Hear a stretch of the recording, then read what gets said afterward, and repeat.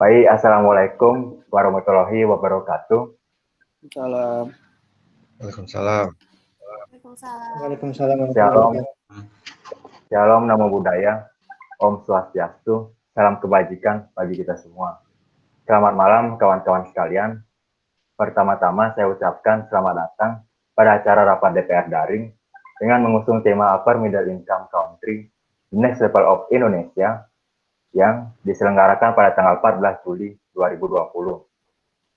Sebelum kita masuk pada acara malam hari ini, alangkah baiknya kita berdoa menurut agama dan kepercayaan masing-masing. Berdoa dipersilakan.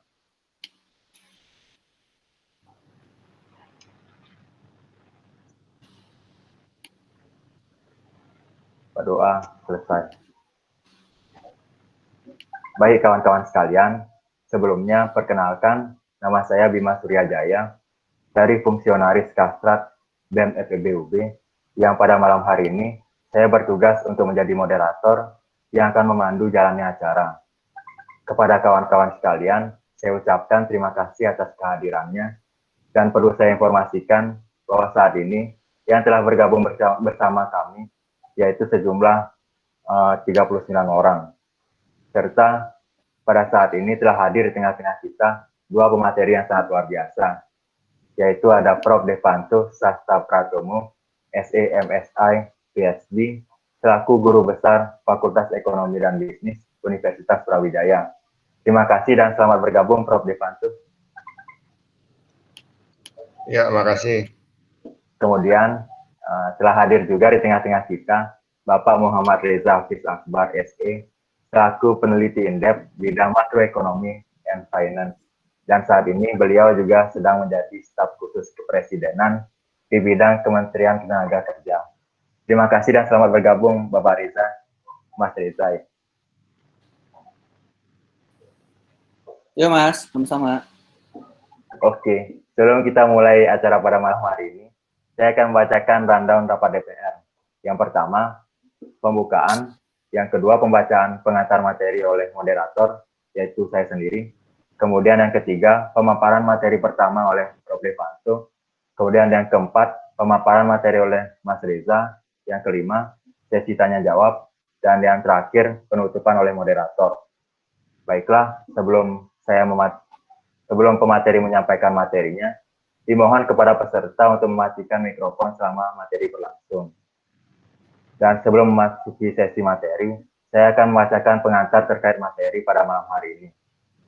Tepat pada tanggal 1 Juli 2020, Bank Dunia resmi menaikkan status ekonomi Indonesia dari sebelumnya Lower Middle Income Country menjadi Upper Middle Income Country setelah Gross National Income atau GNI per kapita Indonesia pada tahun 2019 naik menjadi 4.050 US dollar dari posisi sebelumnya yaitu 3.840 US dollar.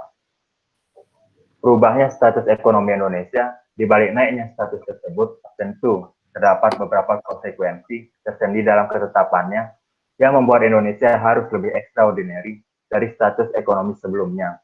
Lantas, mampukah Indonesia mempertahankannya dan seperti apakah konsekuensi tersebut? Baik, selanjutnya langsung saja kami persilakan kepada pemateri yang pertama, yaitu kepada yang terhormat Prof. Devanto Sasta Pratomo, SE MSI PhD, kami persilakan. Oke, terima kasih Mas Bima ya, Mas Reza, teman-teman sekalian. Saya dibantu sama Kukuh ya untuk menayangkan slide-nya, dibawa dia soalnya. Oke, siap Pak. Oke, baik Prof. Oke Pak.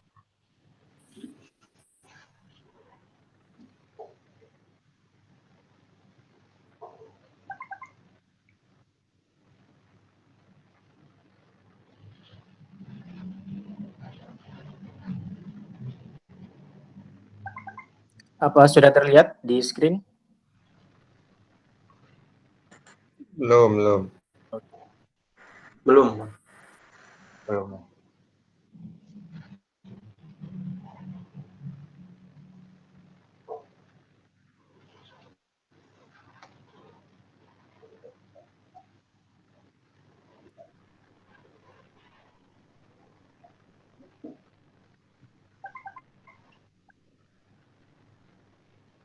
Sudah kelihatan. Baik, Oke, udah kelihatan.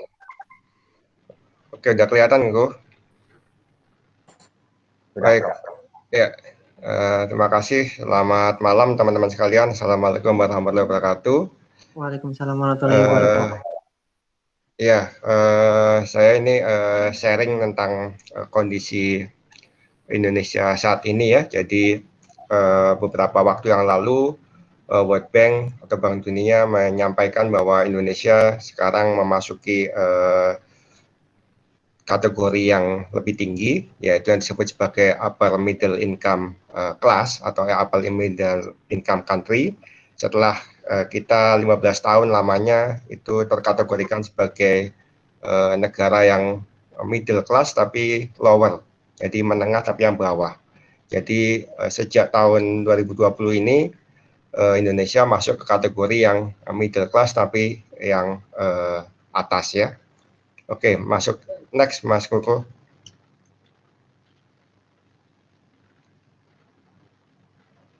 Oke, jadi World Bank memberikan 4 kategori negara-negara di dunia ini ya. Jadi ada yang high income, kemudian upper middle, lower middle, yang di bawah, oh itu salah tuh.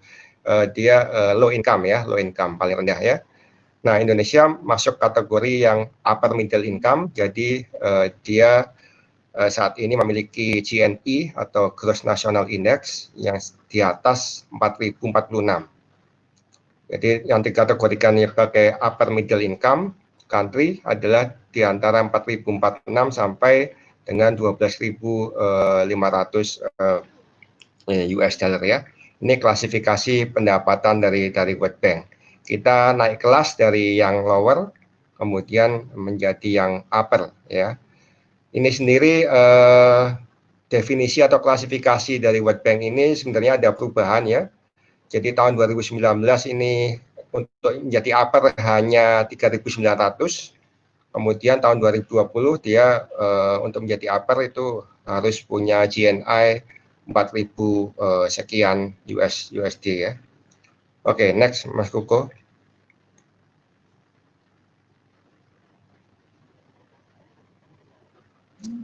Ada beberapa negara ini yang naik kelas ya, di antaranya Indonesia. Indonesia ya sekarang memiliki 4.050 ya. Tadi kalau syaratnya minimal untuk sebagai upper middle income itu 4.046.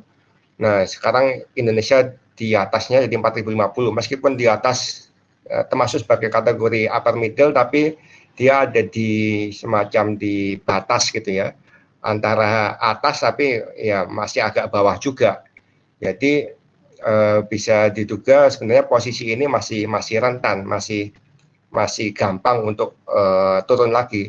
Apalagi dengan adanya COVID ini, pandemi bisa jadi menyebabkan GNI Indonesia tahun depan ini juga akan turun.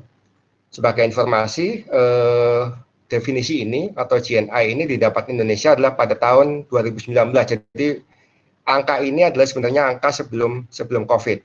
Jadi sebelum adanya pandemi ini. Jadi dalam kondisi economic growth yang stabil 5%, itu kita masuk ke sebagai upper middle. Tapi setelah ini adanya COVID, saya bisa diprediksi itu akan mudah untuk jatuh. Sehingga bisa jadi tahun depan pun kita akan turun kelas lagi jadi lower middle income. Nah, di sini yang naik kelas selain Indonesia ada beberapa negara ini bisa dilihat ya, ada Benin dari low income jadi lower middle income, Mauritius, Nauru, Nepal, Rumania negara di Eropa yang naik kelas dari yang upper middle sekarang menjadi high income ya. Oke, next.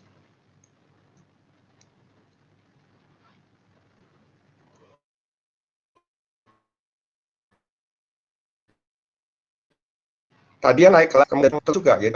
Jadi tiap negara punya posisi yang berbeda ya. Ini turun kelas, Aljazair, Algeria, Sri Lanka juga turun dari lower, dari upper jadi lower, Sudan juga turun, ini sebenarnya ditakutkan dengan adanya COVID ini ya. Jadi bisa jadi kenaikan kelas ini hanya sesaat karena kita akan sulit untuk mempertahankan posisi GNI ini ya, karena dengan adanya pandemi, kondisi sekarang aja pertumbuhan ekonomi ini kuartal kedua diduga akan negatif. Jadi kalau ingin tetap di posisi yang upper middle class, jadi perlu adanya akselerasi yang cukup besar pada kuartal ketiga atau kuartal keempat ya. Oke, next, Mas Kuku.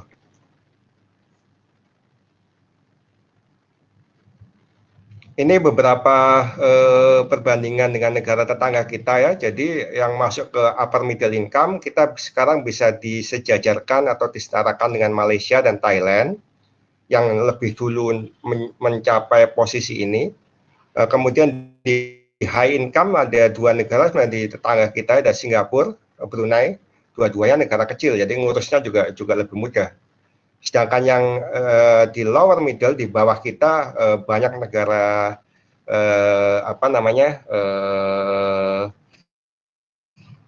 seperti Myanmar, Kamboja, Laos ya, kemudian ada Filipina dan juga Timor Leste ini ada di bawah kita lower middle income. Ini dulu kita setara mereka, tapi kemudian kita naik kelas sehingga kita sekarang setara Malaysia dan Thailand. Oke, next Mas.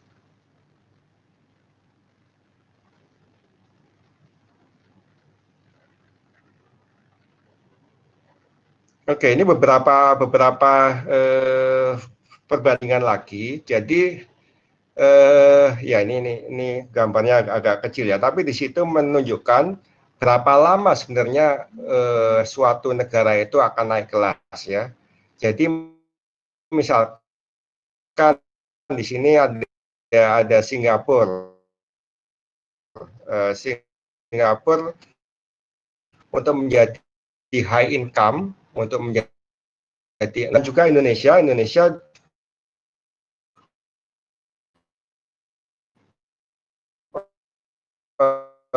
kemarin pada posisi lower middle income dia selama posisi yang upper. Jadi masa sekitar 15 tahun atau sampai 20 tahun setiap negara itu biasanya berada pada posisi yang sekarang untuk bisa naik kelas ya. Itu pengalaman daripada Singapura, demikian juga untuk Jepang dan Korea Selatan. Kalau kita ingin mengikuti jejak mereka, naik kelas menjadi posisi yang high income, membutuhkan waktu sekitar 15 sampai 20 tahun ya. Dengan catatan ya kondisi ekonomi stabil ya, tidak ada pandemi, tidak ada COVID yang bisa secara mudah untuk menurunkan posisi pendapatan nasional atau GNI kita untuk turun drastis. Ya ini beberapa waktunya ya, yang cukup membanggakan misalnya. Jadi kita tadi saya sudah singgung, kita memerlukan waktu 15 tahun untuk naik kelas menjadi upper. Coba kita bandingkan ke Malaysia. Malaysia itu membutuhkan waktu lebih lama dari kita. Malaysia membutuhkan waktu 25 tahun. Dia ada di posisi lower sebelum dia naik ke upper. Nah ini mungkin ada sedikit perbandingannya, tapi sangat depend pada karakteristik masing-masing negara. Kita tidak bisa membandingkan apple to apple, tapi paling tidak kita bisa memprediksi bahwa sebuah negara itu biasanya akan naik kelas itu pada jangka waktu sekitar 15 sampai 20 tahun. Oke, next Mas.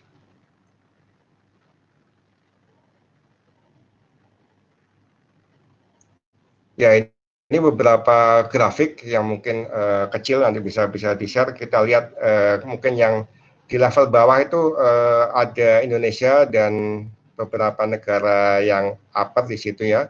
Tapi yang mungkin kontras kita lihat di paling atas itu adalah Singapura. Singapura yang begitu cepat ya naik ke high income. Kemudian di bawahnya ada Jepang dan juga Korea Selatan ya.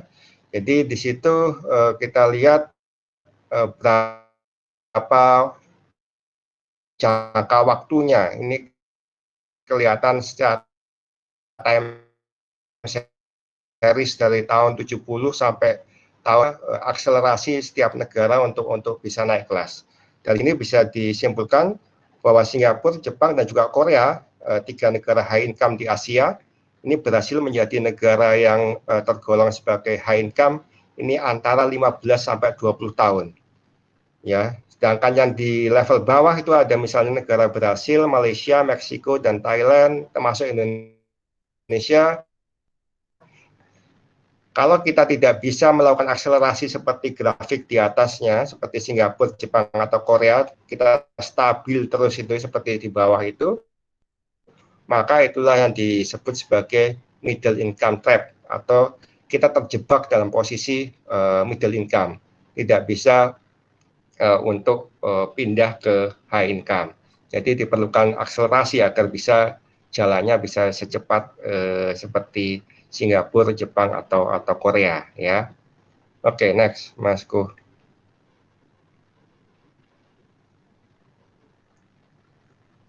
Baik, ini saya ambil dari slide-nya Kementerian Keuangan. Jadi ada beberapa usaha sebenarnya yang dilakukan oleh pemerintah kita untuk menyelesaikan masalah middle income trap ini. Bagaimana usaha yang dilakukan untuk menaik kelaskan atau meninggalkan jebakan daripada middle income ini. Ada 5 sasaran pada upaya pemerintah ini. Yang utama adalah pembangunan SDM, kemudian infrastruktur, kemudian penyederhanaan birokrasi dan juga regulasi, yang ini diupayakan oleh mungkin RUU Cipta Kerja yang untuk bertujuan untuk memotong birokrasi dan juga regulasi, kemudian juga transformasi ekonomi, ya. Mungkin saya akan fokus pada pembangunan SDM dan juga ketenagakerjaan. Ini mungkin sharing juga nanti dengan Mas Reza sebagai mungkin konsentrasi atau spesialisasi saya, ya. Jadi apa yang harus dilakukan mungkin oleh pemerintah dalam hal SDM, pengembangan SDM dan juga ketenagakerjaan, sehingga itu bisa menolong kita untuk paling tidak menjaga posisi upper middle ini, atau bahkan lebih lanjut bisa naik kelas lagi menjadi negara yang high income, sehingga kita tidak terjebak sebagai negara yang middle income atau terkena middle income trap, ya. Oke, next, Mas Kuh.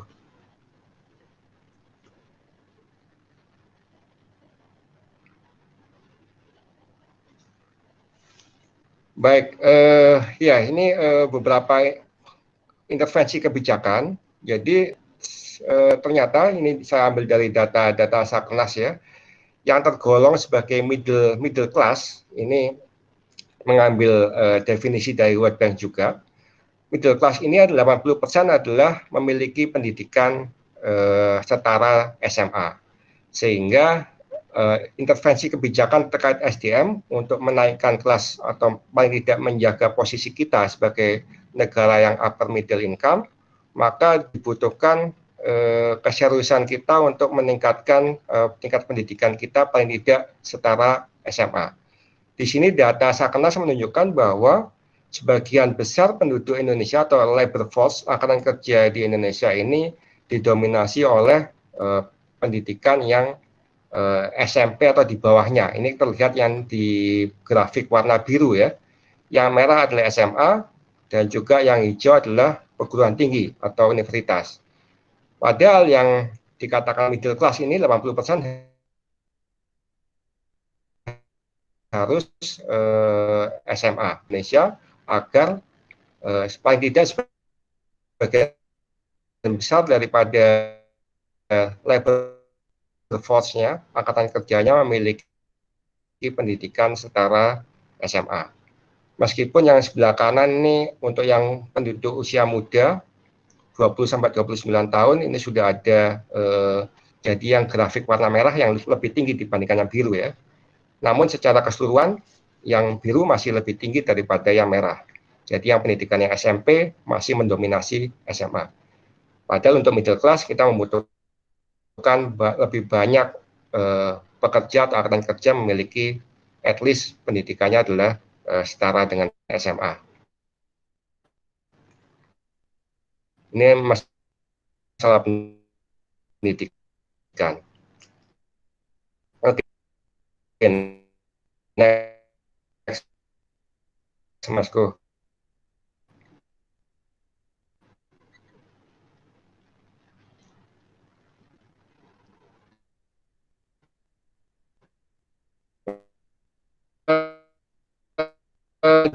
Di kebijakan yang kedua,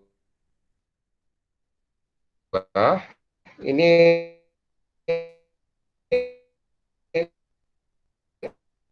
data lagi menunjukkan bahwa ternyata tingkat pengangguran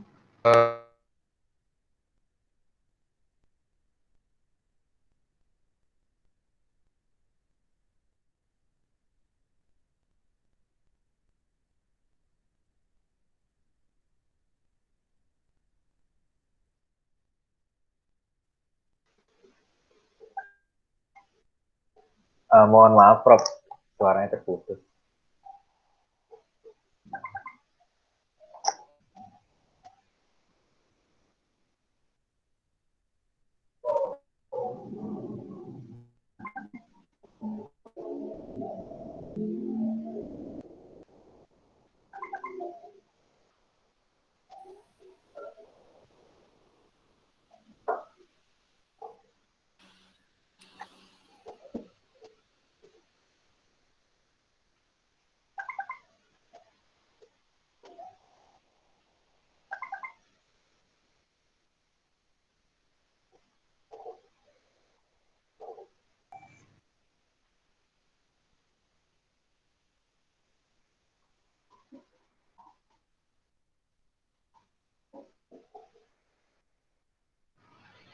sorry keputus ya, bisa dengar? Oh ya, sudah, Prof. Oke, sorry keputus. Ya sampai mana tadi ya? Ya, jadi tingkat pengangguran untuk yang pendidikan tinggi ini jauh lebih tinggi ya. Jadi ini agak-agak lucu, agak aneh ya. Jadi semakin tinggi pendidikan ternyata kemungkinan atau probability untuk jadi pengangguran juga semakin tinggi. Ini data-data dari Sakernas juga. Jadi ini makanya perlu dibuat Kemendikbud sekarang sudah mulai bagaimana mendekat dengan adanya kemarin ada isu untuk kawin paksa ya antara pendidikan dan industri. Jadi ada istilah itu dari Kemendikbud. Jadi bagaimana mendekatkan kurikulum di pendidikan itu dengan dunia kita sedang mendapatkan bonus demografi ya. Jadi harus dimanfaatkan, kalau enggak ini malah menjadi bencana. Ini masih menjadi tantangan bagi Indonesia. Oke, next Masko.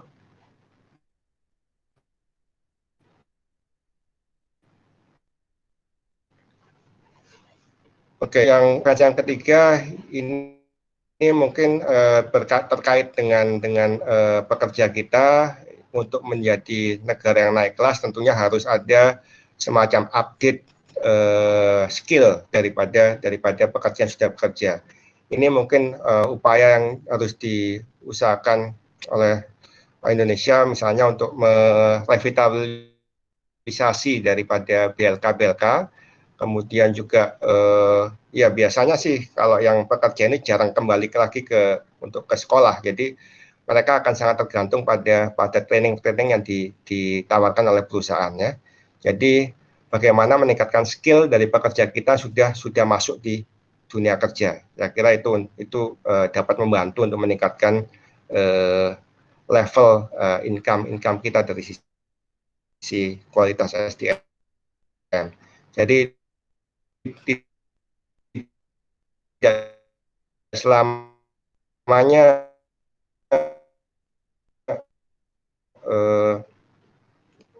pekerja itu harus dengan skill mereka.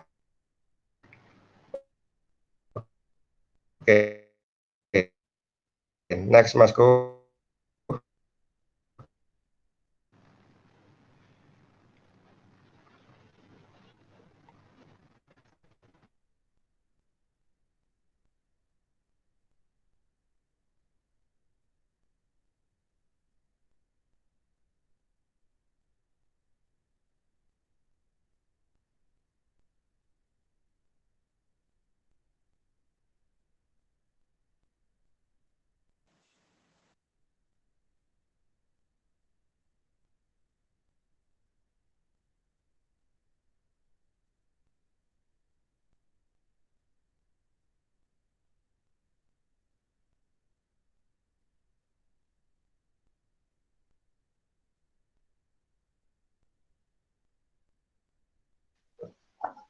Mungkin mohon maaf teman-teman, masih ada kendala koneksi dari Prof-nya.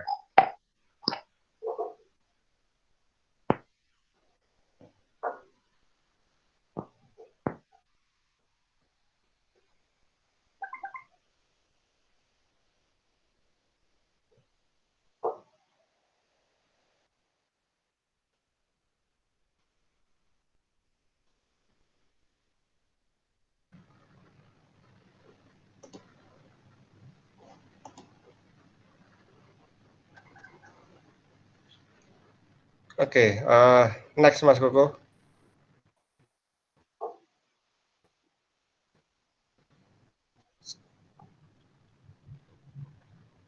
Oke, saya kira ini intervensi yang terakhir, yaitu kita mendapati ternyata partisipasi kerja wanita di situ masih sangat-sangat rendah ya dibandingkan dengan laki-laki. Ini ada masalah gender inequality di pasar kerja kita. Jadi yang laki-laki yang warna biru ini jauh lebih tinggi daripada yang perempuan atau wanita yang warna merah ya di hampir setiap kelompok umur ya.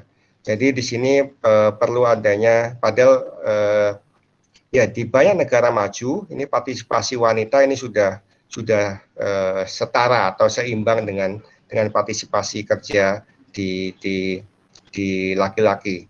Ini banyak ditemui di negara maju seperti di Singapura, Jepang dan Korea. Ini partisipasi wanita hampir setara dengan laki-laki.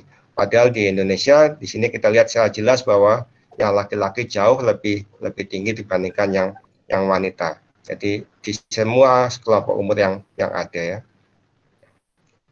Oke, next. Oke, saya kira itu mungkin sebagai pemantik diskusi ya, kondisi terkini dari posisi Indonesia sebagai middle income countries ya, yang sudah naik kelas, tapi PR kita adalah bagaimana kita mempertahankan posisi kita ini agar tidak sekedar sebagai dalam tanda kutip numpang lewat. Jadi kita lower middle income. Oke Mas, saya kembalikan ke Mas Bima ya.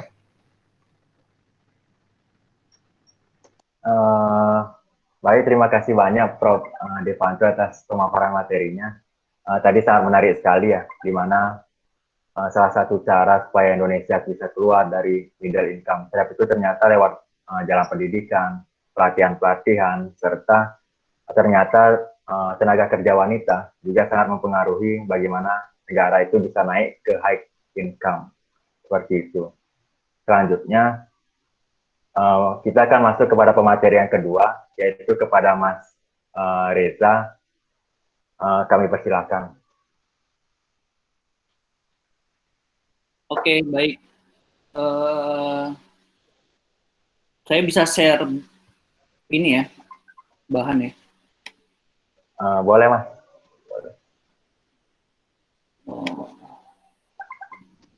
Bentar.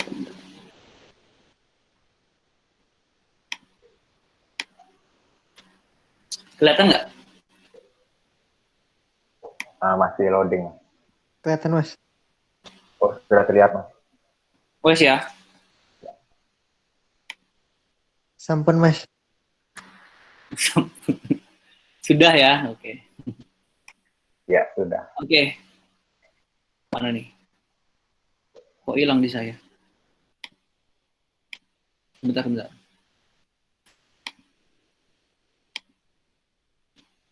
Sorry.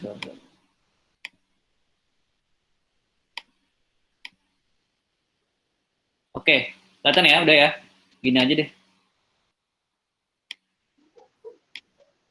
Ya, sudah terlihat, Mas. Udah ya. Oke, Assalamualaikum warahmatullahi wabarakatuh. Selamat malam. Waalaikumsalam. Selamat malam, Mas. Prof. Devanto, dosen favorit saya nih. Waduh, ini bisa tandem dengan beliau, sebuah kehormatan gitu ya. Dan tadi banyak banget udah dapet insight yang mungkin nanti juga itu bisa akan saya omongin, tapi udah sangat jelas dijelaskan oleh oleh Pak Dev, karena beliau memang pakar di labor economics gitu kan ya. Ya saya coba ini aja, kita diskusi diskusi santai aja ya mengenai kenaikan kelas upper middle income Indonesia ini. Oke. Oh ya, sebelumnya Mas, tadi revisi saya bukan staf khusus presiden di tenaga kerjaan, tapi di Menteri Tenaga Kerja gitu. Itu kejauhan namanya. Oh ya, mohon maaf. itu kelasnya Prof Devanto itu sama Pak Irani itu. Oke. Ya, mohon maaf. Oke, langsung aja.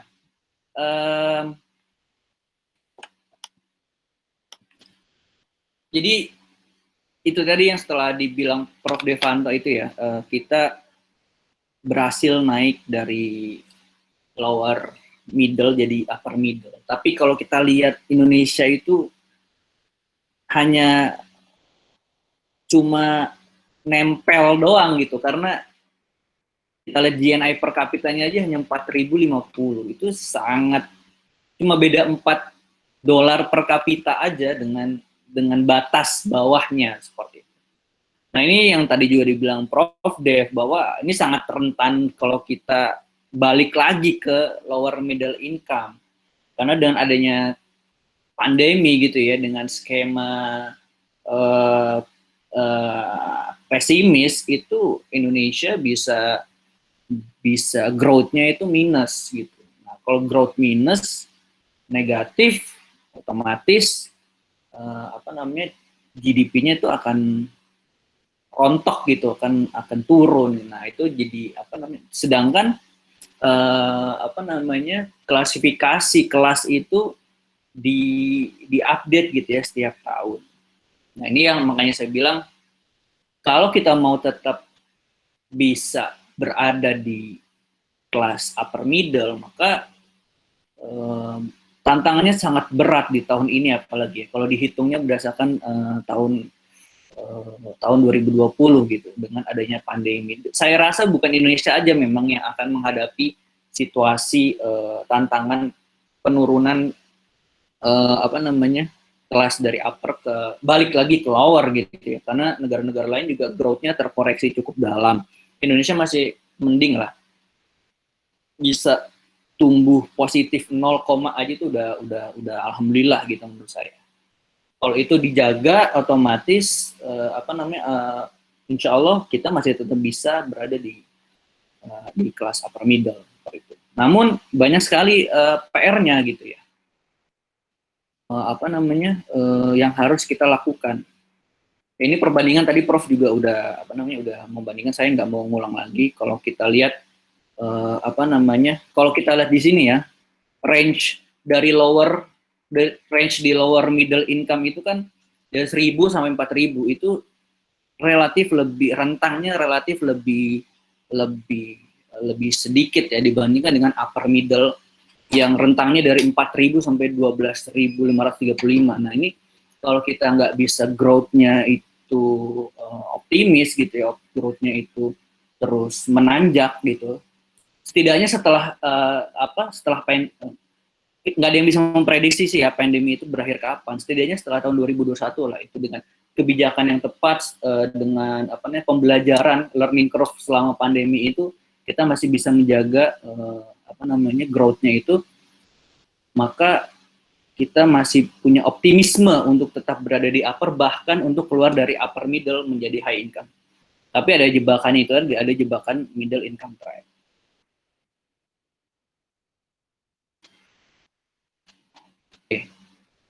Nah, saya masuk ke potret ke potret kondisi kita ya Indonesia itu. Apakah sudah benar-benar secara definitif itu layak menjadi negara upper middle? Coba kalau kita lihat dari HDI ya, Human Development Index, indeks pembangunan manusianya.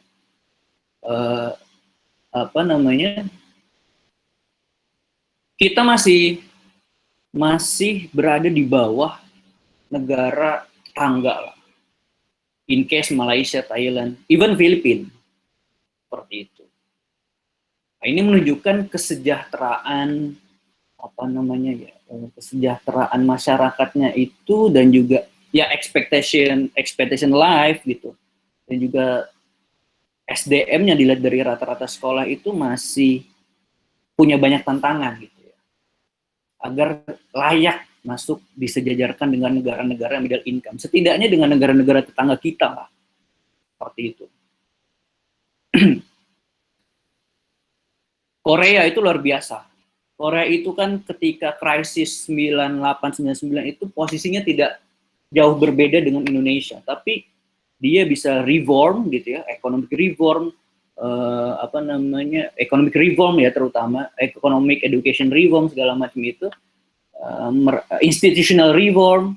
Nah, mereka tuh bisa berhasil naik kelas cepat selama dari kurun 98-99 sampai sekarang, sehingga dia bisa ada di mana? Udah masuk high income countries. Kalau dilihat kemiskinan juga memang agak lebih baik ya dibandingkan dengan negara peers gitu. Namun kita dengan adanya pandemi kita punya tantangan bahwa kemiskinan ini bisa masuk lagi ke angka double digit yang tadinya kita sudah berhasil tekan jadi di bawah 10%, bisa lagi dia kembali lagi ke double digit, dan jadi ketika krisis itu mudah sekali merontokkan gitu ya capaian-capaian ekonomi dan sosial pembangunan yang sudah kita capai. Tapi untuk revive, untuk bangkitnya kembali itu nggak mudah, itu pasti ada lag-nya.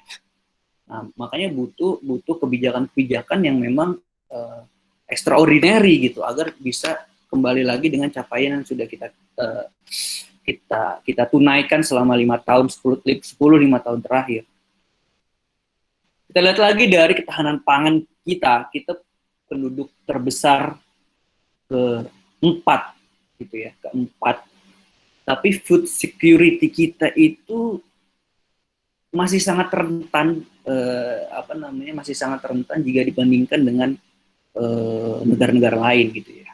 Setidaknya yang ada negara-negara peers di upper middle, kayak di Malaysia, Thailand gitu. Even kita kalah dengan Vietnam yang statusnya masih lower middle income. Ini tentu tantangan nggak mudah, apalagi konversi lahan itu masih terjadi, ketimpangan lahan itu masih terjadi. Dengan kondisi penduduk seperti ini, maka FAO pun sudah mengingatkan bahwa akan terjadi hati-hati dengan kelangkaan pangan, termasuk di Indonesia.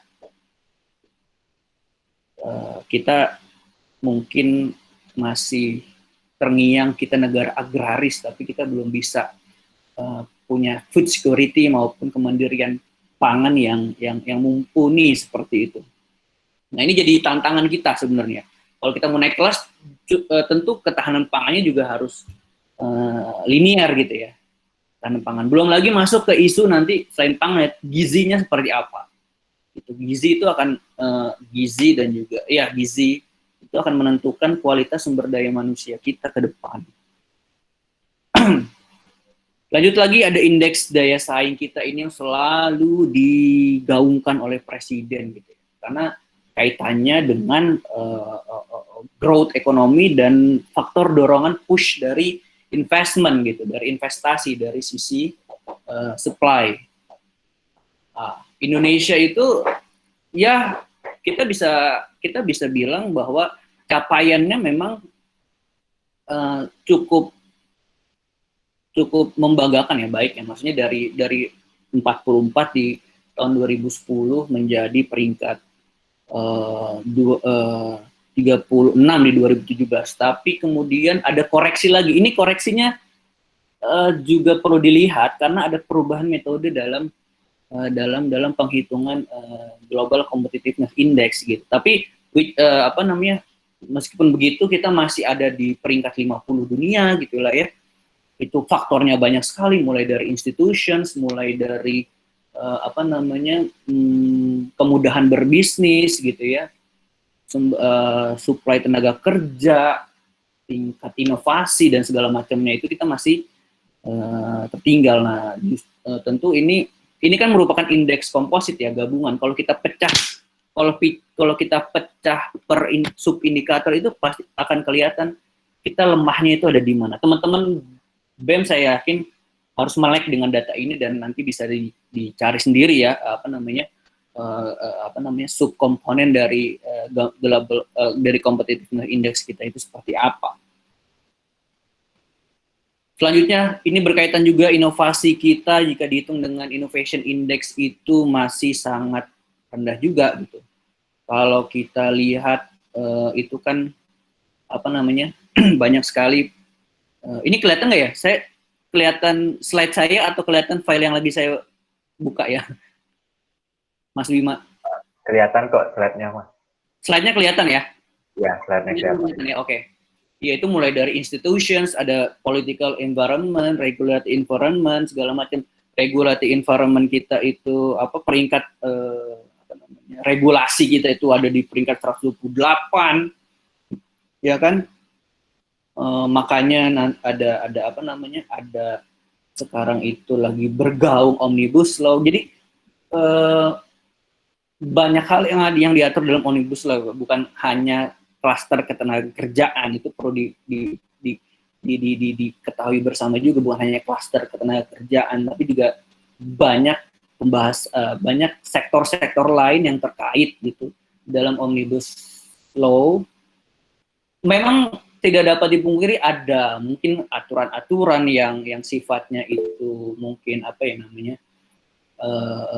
dilematis atau kontroversial tentu, tapi semangatnya adalah kita ingin reform regulatory yang udah terlalu banyak numpuk. Kalaupun ada masukan silakan gitu. Dan pemerintah itu sudah diinstruksikan oleh presiden untuk terbuka kepada siapapun, terutama dari dunia akademisi yang bisa melihat itu secara proporsional. Seperti itu. Juga teman-teman mahasiswa aja. Jadi dilihat secara proporsional masalahnya seperti apa, regulasi kita seperti apa, dibutuhkan terobosan-terobosan. Ada lagi education, kita masih peringkat 99. Nanti bisa dicari sendiri, ada kok di innovation index itu.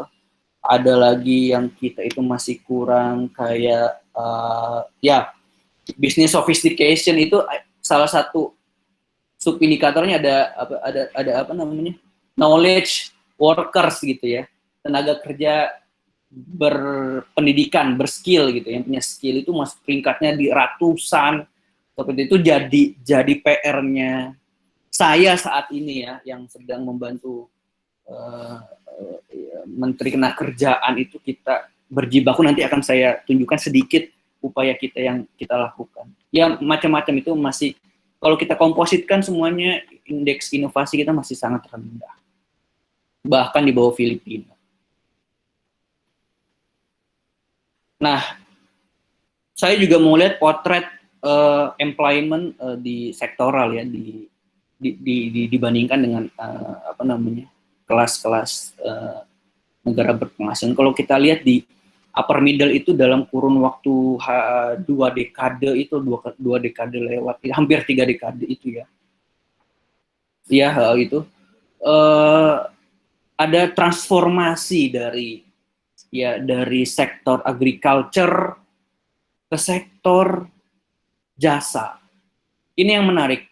Ini juga yang hampir terjadi di Indonesia, di mana kalau kita lihat teorinya itu kan membangun dari sektor pertanian, terus masuk ke sektor industri, baru nanti setelah mature masuk ke sektor jasa. Nah, ini memang ada lompatan seperti itu dan trennya juga dialami oleh Indonesia. Ini menyebabkan apa? Bahwa itu tadi ketidaksiapan tenaga kerja untuk ngikutin proses peralihan sektor ekonominya dari pertanian ke industri, dari industri ke jasa. Jadi lompat. Sedangkan kita tahu kita masih butuh banyak sektor yang menyerap tenaga kerja, which is itu ada di pertanian dan di industri. Nah, jasa itu relatif lebih sedikit, dan juga dia membutuhkan skills yang skills yang lebih advance gitu dibandingkan dengan yang ada di pertanian dan juga ada di industri. Nah, ini kalau kita nggak siap dengan lompatan ini, maka nanti akan itu tadi ketemunya adalah fenomena mismatch, fenomena low skill worker dan segala macamnya itu jadi tantangan kita gitu untuk bisa match dengan sektor sektor demand-nya ya, demand sektornya, which is itu banyak sekarang di sektor jasa, untuk nyari kualifikasinya itu tadi. Nah, ini masuk ke kesehatan ya, indikator kesehatan. Contoh ini saya ngambil data dari ASEAN Sekretari,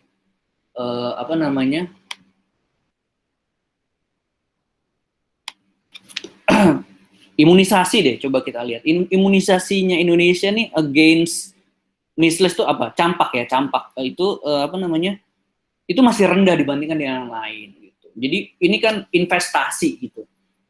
Investasi nanti anak cucu seperti apa itu dilihat dari tingkatan ininya dulu. Ini basicnya gitu. Kalau ini hal mendasar loh, ini kita lihat Indonesia paling rendah dibandingkan dengan yang lain.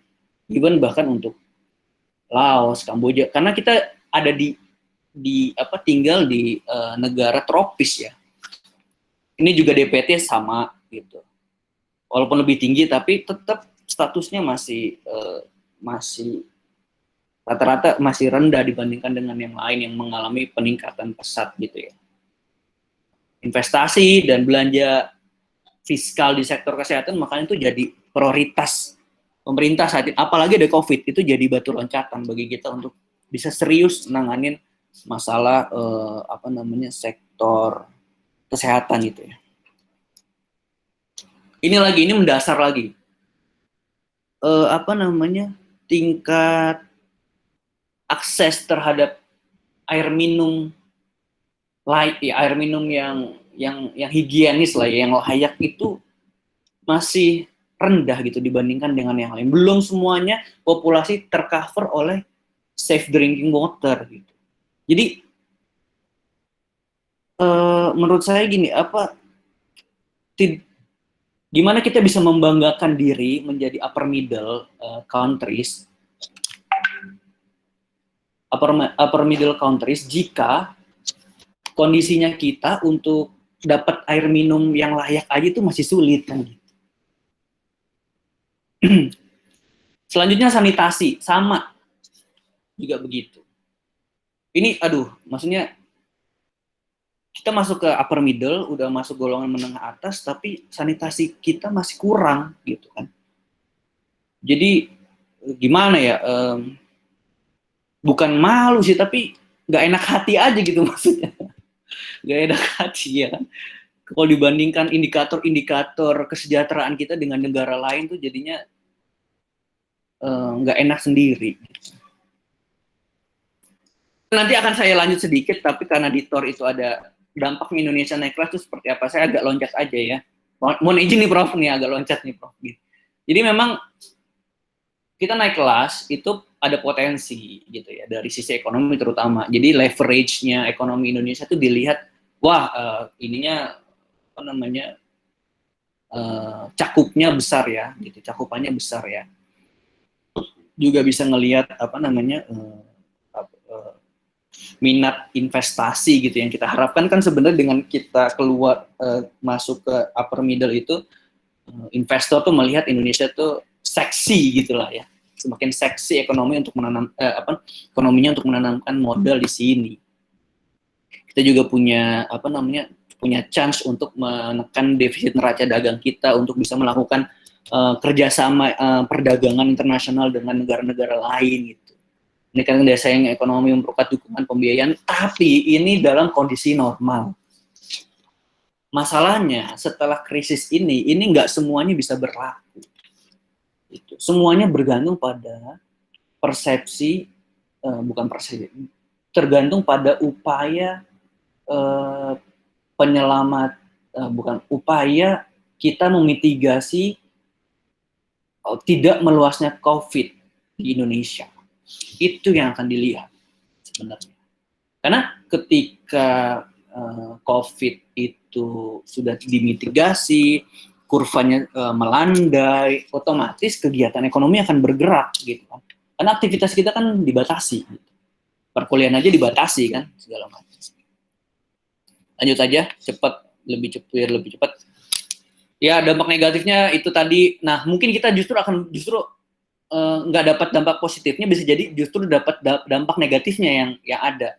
Karena setelah keluar dari upper middle itu nanti kita dianggap, ini khususnya dari USA ya, dan dia juga sudah menyampaikan beberapa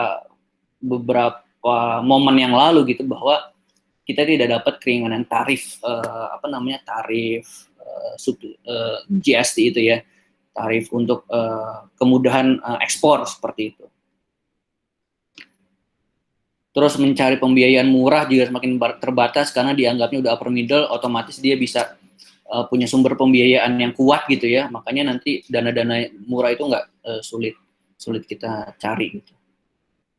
Nah, ini yang tadi saya bilang, kenaikan status tanpa adanya perubahan struktur itu bisa mengancam serapan tenaga kerja karena lompatannya begitu cepat, apalagi ketika COVID seperti ini.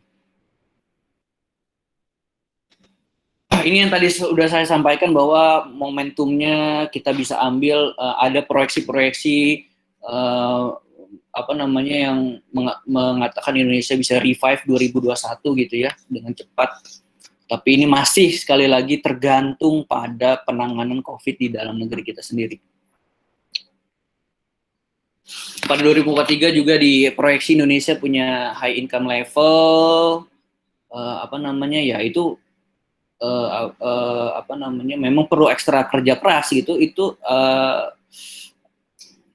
tidak lepas dari tadi yang dibilang Prof. Dev itu sumber daya manusia, pendidikan, kesehatan, teknologi readiness, sama inequality, kurangi ketimpangan. Anyway, kalau ngomongin ketimpangan sedikit ya, ketimpangan Indonesia itu kan mungkin kalau lihat Gini Coefficient Index-nya itu mungkin agak landai ya, udah di bawah 0,4 gitu ya. Tapi itu kalau dihitung itu berdasarkan metode pengeluaran, bukan berdasarkan metode income. Itu literatur banyak yang ngomong masalah itu. Bisa jadi kalau berdasarkan dihitung berdasarkan pendapatannya, itu akan lebar lagi, ketimpangannya itu bisa lebih lebar. Ini seperti sama slide-nya sama Prof, saya juga ngambil dari Menteri Keuangan, dari Kemenq ya. Ya ini Indonesia perlu keluar dari middle MIT itu karena penyebabnya tadi banyak, demografi, pasar kerja efisien, infrastruktur tidak memadai, institusi lemah, pasar keuangannya belum efisien, dan juga pasar keuangannya masih sangat dangkal gitu ya.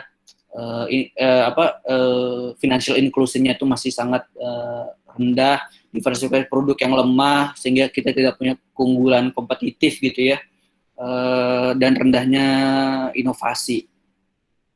Jadi arahannya ini sesuai dengan RPJMN ya, pembangunan SDM, infrastruktur, birokrasi, regulasi, transformasi ekonomi.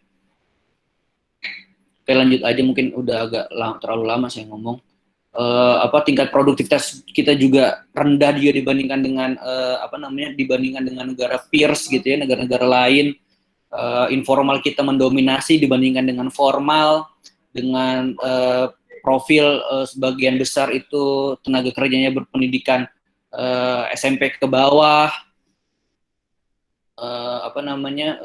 akhirnya berimplikasi mau tidak mau pada produktivitas kita yang terbatas.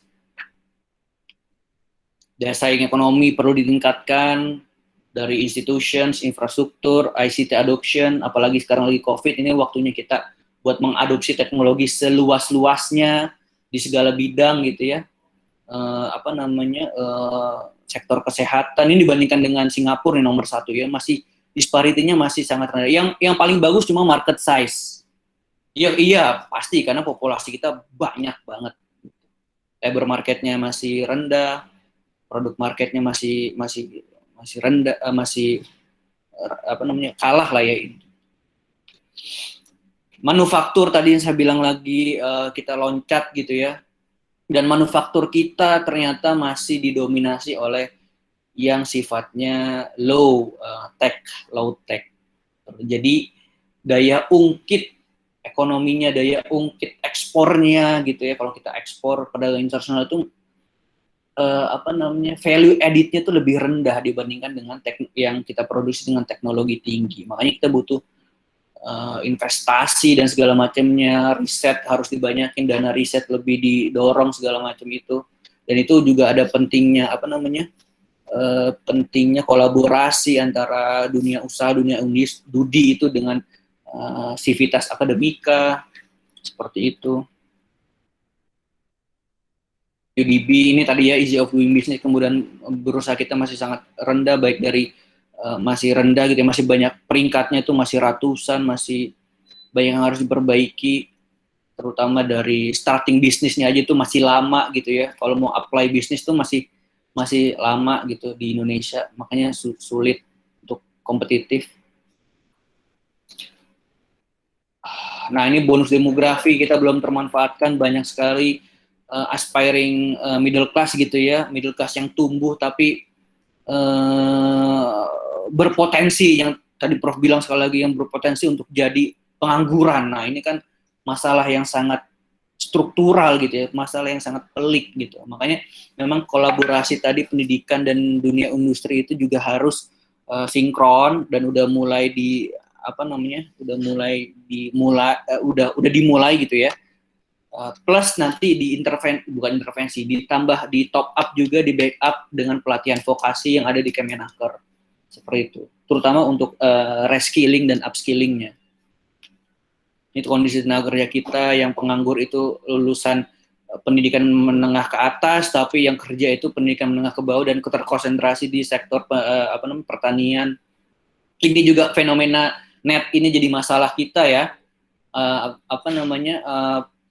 Anak muda 15-24 tahun yang tidak sedang bekerja, sekolah atau mengikuti pelatihan, dan ini masuk di dalam indikator SDGs. Ini jadi masalah karena 21,7% itu masuk dalam kategori net. Nah ini implikasinya banyak banget, sahabat-sahabat BEM semua itu.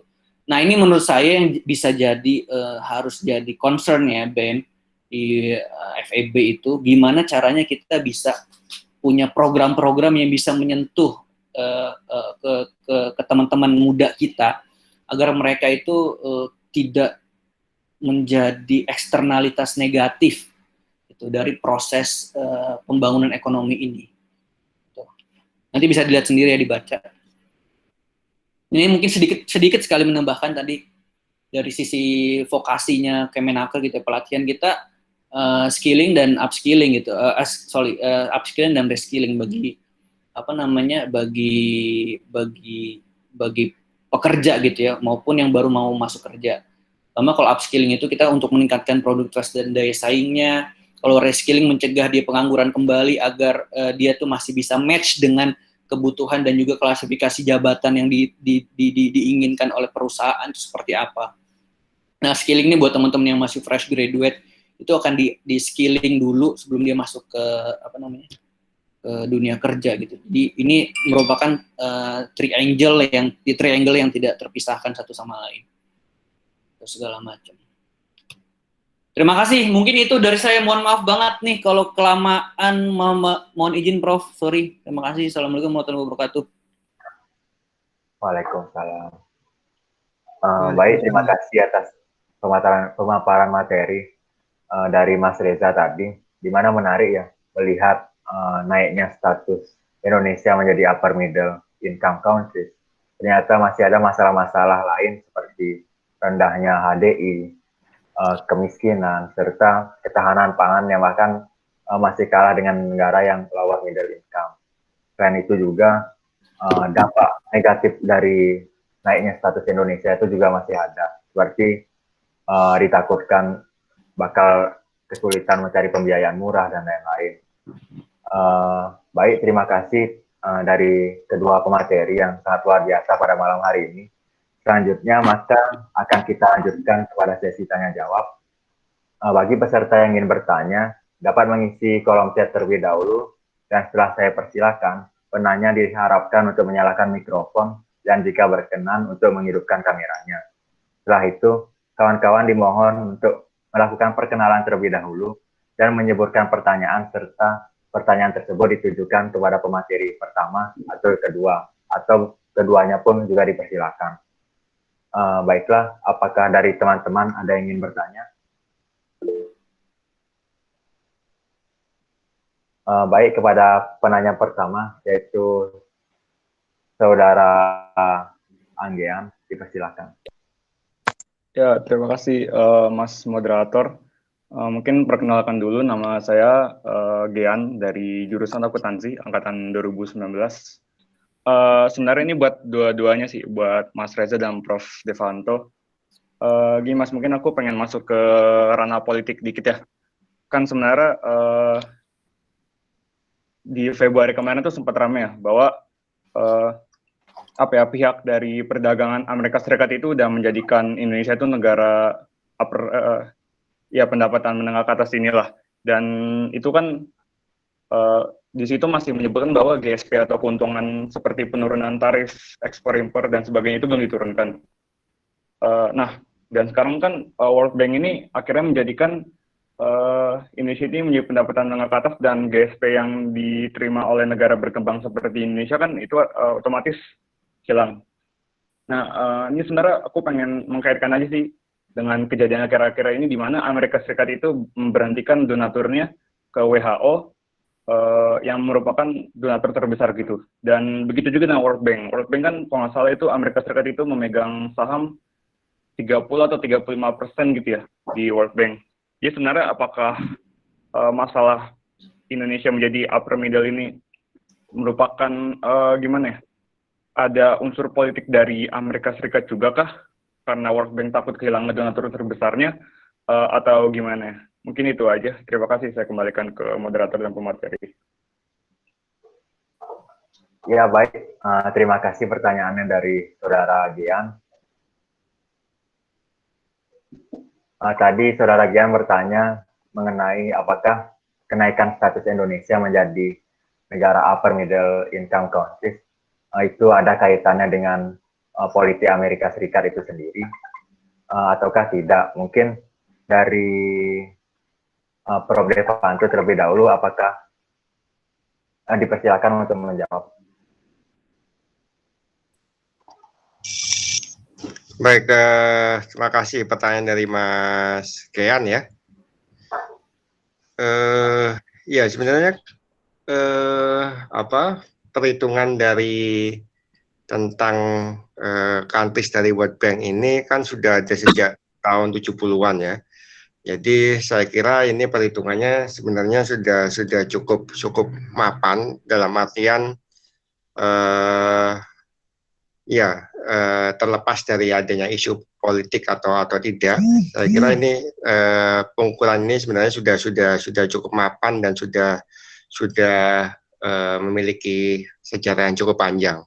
Jadi masalah apakah ada sesuatu behind that ya, tapi yang pasti kita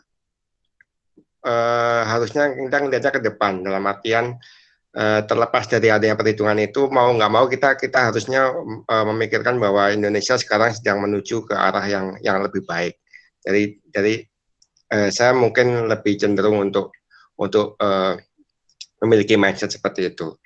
Kemudian mengenai isu tentang GSP ataupun utang, saya kira memang itu adalah konsekuensi dari kita naik kelas. Dengan adanya naik kelas kita dari lower menjadi upper, otomatis beberapa bantuan ataupun hutang ataupun kebijakan yang mungkin kita bisa dapatkan selama menjadi lower income ini otomatis akan hilang. Tapi itu kan karena kita dianggap sudah naik kelas dan mampu untuk lebih mandiri atau lebih tapi ya terlepas dari itu, kembali lagi bahwa mindset kita adalah kita akan menjadi yang lebih baik. Jadi saya kira arahnya ke situ. Jadi dengan adanya naik kelas ini, Indonesia sudah dilihat oleh negara lain, dilihat oleh dunia bahwa kita punya kualitas untuk meningkatkan pendapatan ke level yang lebih tinggi atau lebih baik daripada sebelumnya. Saya kira itu dari saya, Mas. Baik, Bima. Iya. Ya, baik. Terima kasih jawabannya dari Prof. Devanto. Mungkin dari Mas Riza ada tambahan lagi.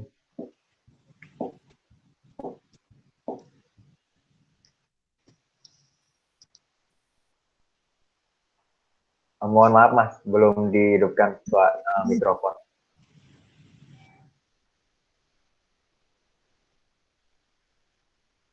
Ya, dengeran ya udah ya? Ya, sudah masuk, Mas. Oke, ya, Mas Gian. Salam kenal, Mas. Ya, menurut saya memang isu politik internasional memang tidak bisa dipungkiri punya peran ya di dalam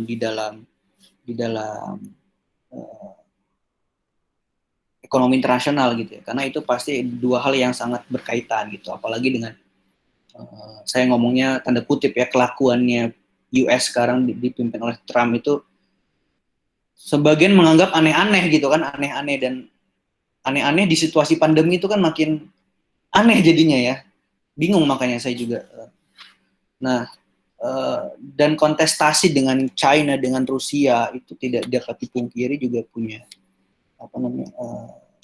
kepentingan di dalam lembaga-lembaga internasional, itu pasti juga punya andil di situ. Cuma saya pokoknya gini, potensi ekspor Indonesia ke negara-negara selain US itu masih banyak. Kita masih punya share ekspor kita itu kan banyaknya ke China, ASEAN gitu, di samping US dan juga negara-negara Eropa.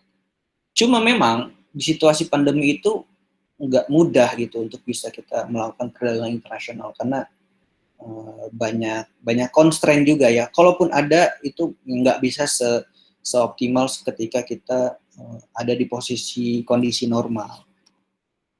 Ketika ketika kondisi seperti itu, kita manfaatkan aja resource yang ada di Indonesia. Jadi kita melakukan perdagangan di dalam diri kita, di dalam tubuh kita sendiri. Perdagangan antar pulau dan segala macam itu karena densitasnya masih sangat rendah. Gitu. Jadi kita bisa memanfaatkan momentum ini untuk bisa menggairahkan ekonomi domestik kita, bisa muter lagi duitnya yang bisa ngedongkrak consumption gitu. Jadi ya kalau saya sih berpikir yang bisa terlepas dari suasana politik internasional itu ya, Indonesia masih punya banyak potensi untuk untuk bisa keluar dari permainannya, misalnya permainan negara-negara berpenghasilan atas itu ya. Cuma memang kita itu harus mereform institutions kita sendiri itu dulu gitu. Kalau fondasinya sudah kuat, fondasi institusinya sudah kuat, ekonominya itu juga akan kuat gitu. Sehingga ketika kita menghadapi situasi seperti ini ataupun situasi politik internasional seperti adanya adanya US mau cabut GSP itu segala macam itu, kita ya udah siap gitu loh dengan segala konsekuensinya, dan kita bisa mencari jalan keluar gitu. Kalau gitu kita bermitra dengan yang lain aja gitu, ya kan? Toh negara-negara lain juga masih punya chance peningkatan perdagangannya dengan Indonesia. Kayak gitu sih Mas kalau saya. Baik, terima kasih atas jawabannya tadi dari Mas Reza serta dari Prof. Devanto. Mungkin dari Saudara Gian, apakah ada tanggapan mengenai jawaban yang sudah dipaparkan? Sudah terjawab Makasih Mas Bima, Mas Reza, dan Prof. Devanto. Oke, baik, sama-sama. Selanjutnya dipersilakan kepada penanya yang kedua. Apakah dari teman-teman ada yang ingin bertanya?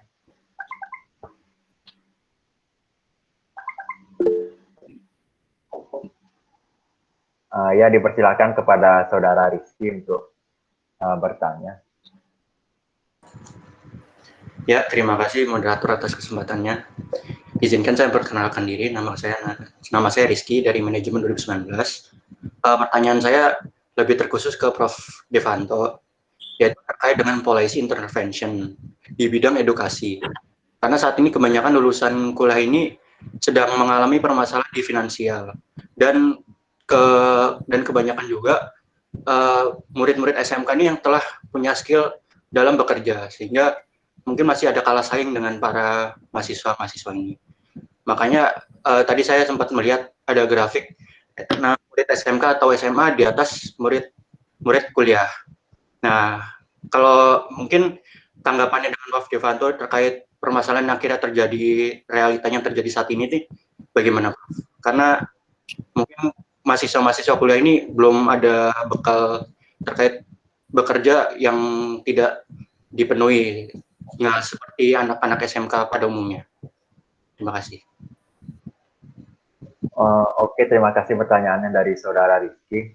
Tadi pertanyaannya mengenai lulusan perguruan tinggi yang mungkin masih kalah saing dari skill terhadap lulusan SMK. Mungkin dari Prof. Devanto dipersilakan untuk menjawab. Oke, terima kasih pertanyaannya Mas Rizky ya. Ya, tadi yang pertama udah saya singgung. Jadi Indonesia ini memiliki ya kondisi mismatch yang cukup parah ya. Jadi antara pendidikan dan dunia kerja ini belum ketemu. Dalam artian apa yang disediakan oleh dunia pendidikan ini tidak sesuai dengan yang dicari oleh dunia kerja. Dan ini juga didukung oleh beberapa penelitian, kalau nggak salah dari ILO atau ADB juga menunjukkan bahwa kondisi mismatch education ini sudah terjadi di Indonesia, di mana sekitar 40% atau 50% pekerja yang ada di Indonesia ini sebenarnya tidak pas kualifikasinya dengan yang dibutuhkan oleh pasar. Jadi supply dan demand tenaga kerja ini nggak ketemu. Ini yang pertama. Yang kedua, sebenarnya ada fenomena menarik bagi pengangguran pendidikan tinggi terutama ya, baik itu SMA ataupun perguruan tinggi.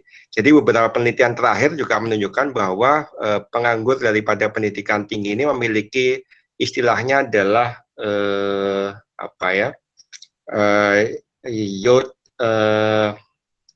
jadi penganggur ini sebenarnya mereka memilih untuk menjadi penganggur dulu sampai mendapatkan pekerjaan yang layak.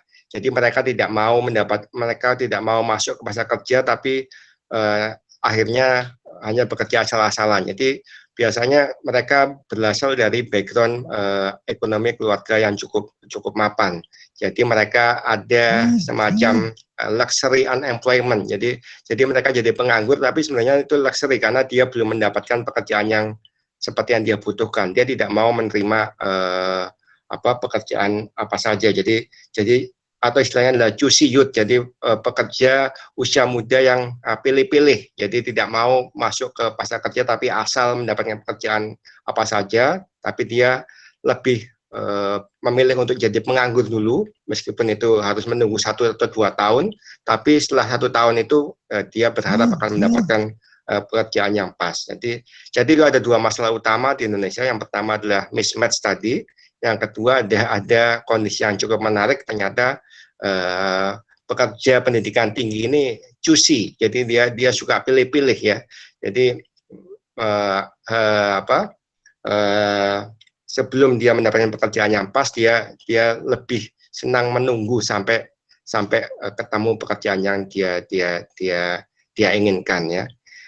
Kedua kondisi ini diperparah ketika pandemi ini terus terang. Jadi para fresh graduate atau penganggur usia muda ini harus bersaing pula dengan dengan banyak pekerja PHK atau yang dirumahkan akibat dari pandemi. Jadi ini makanya bisa diprediksi tahun 2020 ini pengangguran akan meningkat, tidak hanya pendidikan tinggi, juga pendidikan rendah. Jadi World Bank sudah memprediksi pengangguran di tahun 2020 ini pada level 7,5% atau 10 juta penduduk Indonesia ya. Jadi ya itulah yang menjadi masalah pada tahun ini mengenai penganggurannya. Jadi malah ada anekdot atau isu bahwa jangan lulus dulu karena lulusan pada tahun ini tahun 2020 ya peluang untuk mendapatkan pekerjaan ini lebih kecil daripada tahun-tahun sebelumnya. Jadi ya ini kondisi real yang dialami oleh Indonesia ya. Baik, saya kira itu Mas Bima. Makasih.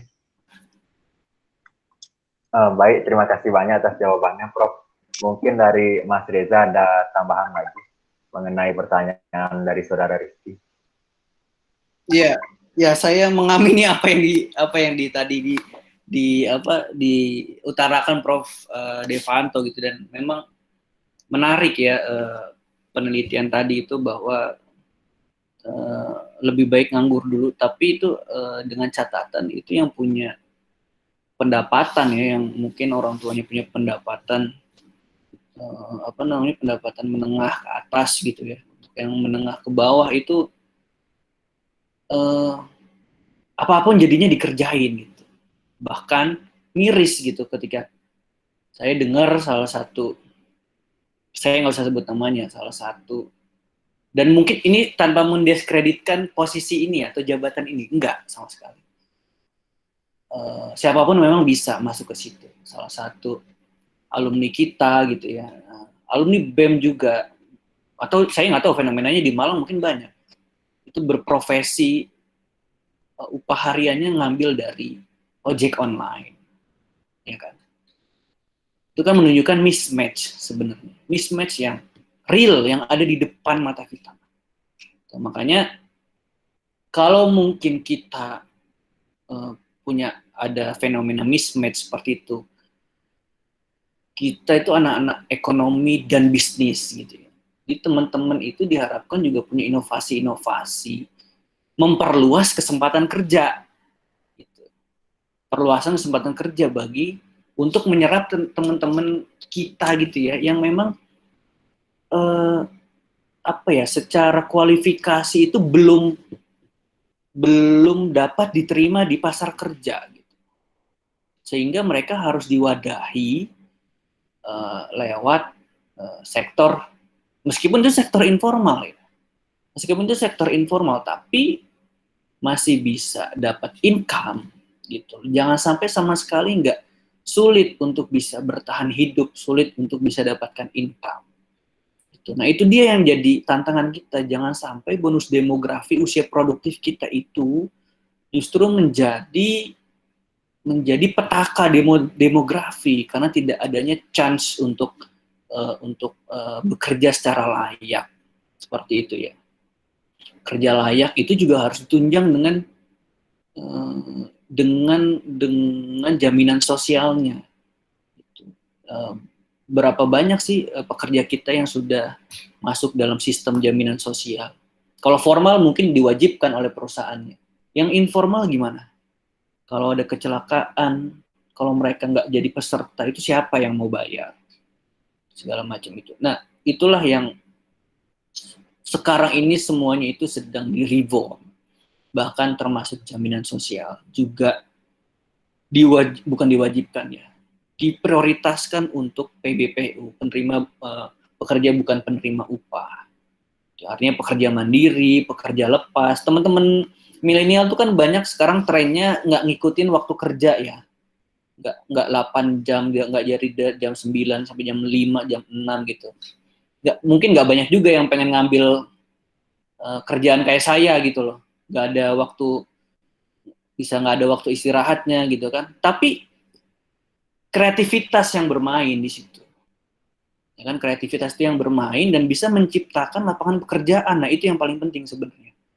Karena rasio wirausaha kita itu masih rendah jika dibandingkan dengan negara-negara lain. Itu aja mungkin Mas dari saya, nambahin Prof sedikit.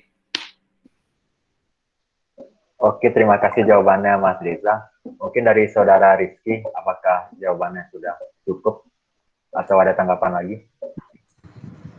Cukup Mas Bima. Terima kasih Prof Devanto dan tambahannya dari Mas Reza. Makasih banyak.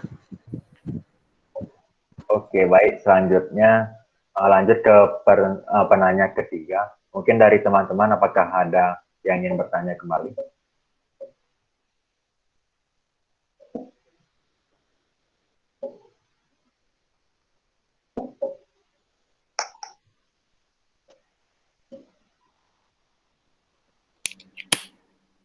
Udah ya? Udah belum?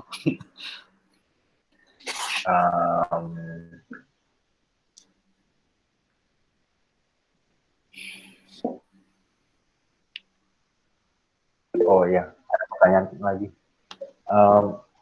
Baik, kepada Saudara Akmal dipersilakan untuk bertanya. Tes. Iya, kedengaran. Ya, kedengaran ya.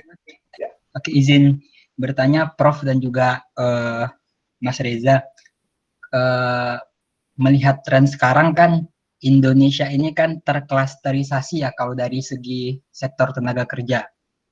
Ketimpangan antara daerah perkotaan dan pedesaan pun tinggi di sana. Kalau dari segi LFPR, Labor Force Participation Rate, tingkat penyerapannya. Dengan kondisi yang kita bahas diskusi sekarang ini, mungkin optimisme penyerapan tenaga kerja nantinya yang bakal menjadi spesialisasi Indonesia kira-kira ke arah mana ya Mas Reza? Mungkin Prof mungkin dari pengalamannya Prof juga mungkin bisa dibantu untuk fresh graduate yang lagi menganggur nih Prof. Gitu. Mungkin itu saja dari saya. Terima kasih banyak Prof Devanto dan juga Mas Reza atas diskusinya. Oke, baik. Terima kasih pertanyaannya dari Saudara Akmal. Tadi pertanyaannya mengenai apa sih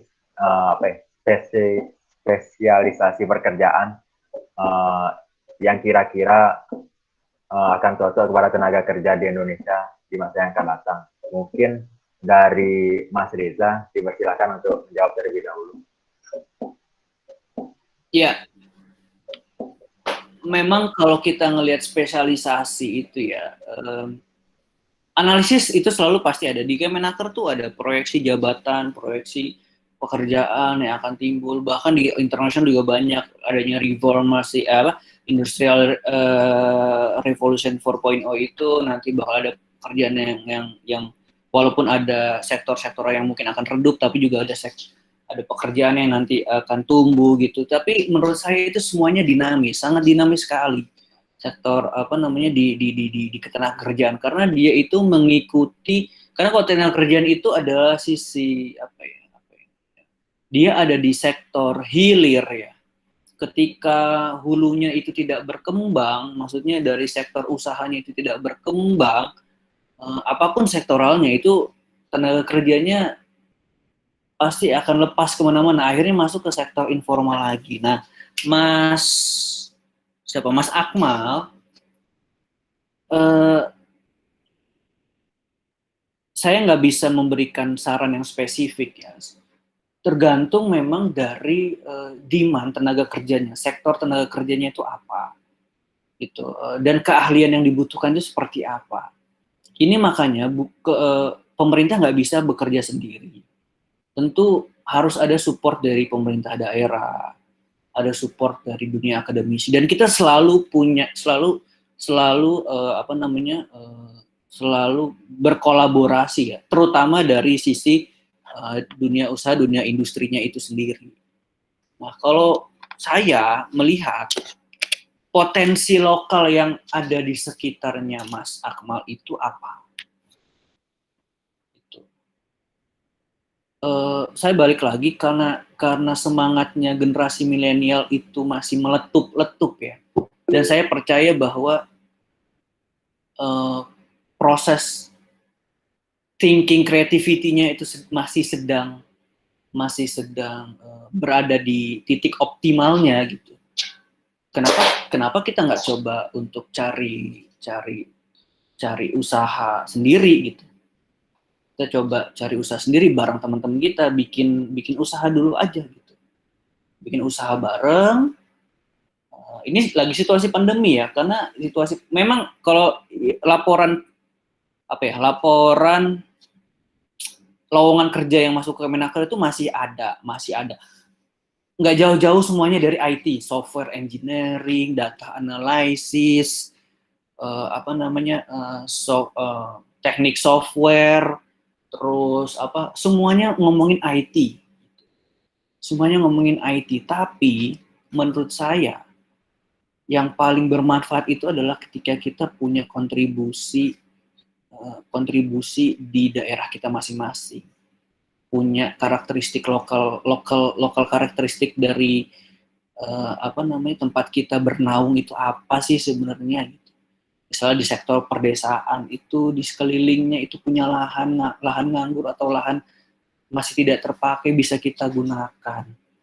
Dan masuk lagi ke industri pertanian, agro industri segala macam, atau yang di sekitar pesisir kelautan itu banyak banget yang bisa dimanfaatkan ya. Dan jaringan kampus itu ya, dengan labnya, dengan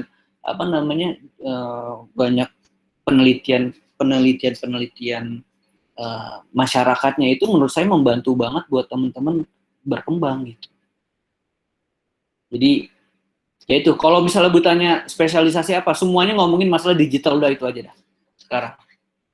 Semuanya bisnis analis, data analis, software engineering, IT segala macam. Terus yang buat anak FE apa ya, itu tadi kita saatnya menjadi pencipta lapangan kerja gitu. Ya biasanya lulusan FE itu bersaing dengan lulusan teknik. Masuk mana? Perbankan. Nah itu udah pasti dah. Ya kan? Waktu ospek hadap-hadapan gitu. Giliran pas kerja ternyata teman sebangku. Waduh, itu sama teknik segala macam. Nah, sekarang waktunya kolaborasi sama anak teknik. Gimana caranya kita punya konten yang bagus, konten kreator atau produk-produk ya, yang menarik gitu, yang inovasi gitu ya, yang bisa dijual ya. Anak FE bantu marketingnya lah, itu kan segala macam. Bantu proses kreasinya. Gitu sih menurut saya. Gitu ya, Mas Akmal, Mas Bima, makasih. Baik, terima kasih atas jawabannya dari Mas Reza tadi. Mungkin dari Prof. Devanto, apakah ada tambahan? Oke, nambahin sedikit. Akmal ini bimbingan saya ini, jadi ketemu di sini ya Akmal ya. Walah, ya ampun. Jadi saya menjadi merasa bersalah ini tadi ngomongin tentang pengangguran, karena kecepatan saya lulusin kemarin itu. Yuk, jangan lama-lama. Makanya lama-lamain aja Prof itu kemarin. Aduh, iya. Makin baik Prof sebenarnya Prof. Ya tadi saya cuma mau nambahin apa yang disampaikan Reza aja, bahwa mungkin mindset kita sudah harus dirubah ya.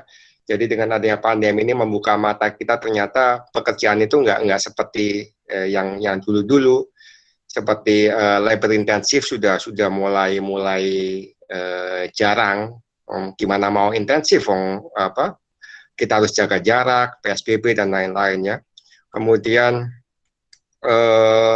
tren juga berubah dari yang dulu 8 jam kerja, sekarang sudah mungkin kita di kantor hanya 4-5 jam kerja, kemudian dilanjutkan dengan lihat pada outputnya saja. Nah ini juga berubah ya. Tadi Reza sudah singgung bahwa selain hard skill atau soft skill yang kita butuhkan, kita juga ini zamannya digital skill. Jadi teman-teman juga harus mempersiapkan skill ini. Tapi saya yakin kok generasi yang semakin sekarang ini lebih ramah terhadap digital daripada mungkin generasi saya atau generasi di atas saya. Jadi itu yang mungkin sebagai modal ya.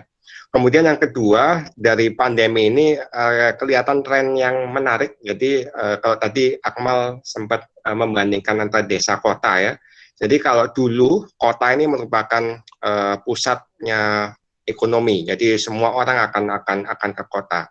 Tapi dengan adanya pandemi ini, maka mencari kerja di kota ini bisa jadi lebih susah daripada di daerah asal. Ini bisa dilihat dari sebelum puncaknya pandemi kemarin, banyak sekali penduduk yang migran yang bekerja di kota ternyata harus mereka memilih kembali ke daerahnya masing-masing di desa, disebut sebagai deurbanisasi, karena mendapatkan pekerjaan di daerah asal mungkin lebih mudah sekarang dibandingkan di daerah perkotaan.